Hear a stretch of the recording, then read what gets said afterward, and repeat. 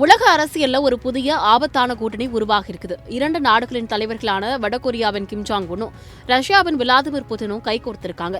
எங்கள் ராணுவ சகோதரத்துவத்தை இனி யாராலும் தடுக்க முடியாது அப்படின்னு கிம் ஜாங் உன் விடுத்திருக்கும் பகிரங்க அறிவிப்பு உலக நாடுகளை பெரும் அதிர்ச்சியில் ஆழ்த்தியிருக்கு. இது வெறும் வார்த்தைகள் அல்ல, இதற்கு பின்னால ஒரு பயங்கரமான ஒப்பந்தம் இருக்கு. கிம் ஜாங் உன்னும் புட்டினும் ஒரு பரஸ்பர பாதுகாப்பு ஒப்பந்தத்தில் கையெழுத்திட்டு இருக்காங்க. இதன் அர்த்தம் என்னவென்றால், இனி ரஷ்யாவை யாராவது தாக்கினால் வடகொரியா உதவிக்கு வரும், வடகொரியாவை தாக்கினால் ரஷ்யா உதவிக்கு வரும். ஆனால் இந்த ஒப்பந்தத்தின் மிக அதிர்ச்சிகரமான அம்சம் என்னவென்று தெரியுமா? உக்ரைனுக்கு எதிரான போரில் ரஷ்யாவிற்கு உதவ வடகொரியா தனது சொந்த ராணுவ வீரர்களையே அனுப்பியிருக்கிறது. இதுவரை 10,000க்கும் மேற்பட்ட வடகொரிய வீரர்களை கிம் ஜாங் உன் உக்ரைன் போர்க்களத்திற்கு அனுப்பியுள்ளார். வீரர்கள் மட்டுமல்ல, பீரங்கி குண்டுகள், ஏவுகணைகள் என ஆயுதங்களை தொடர்ந்து ரஷ்யாவிற்கு சப்ளை செய்து வருகிறார்.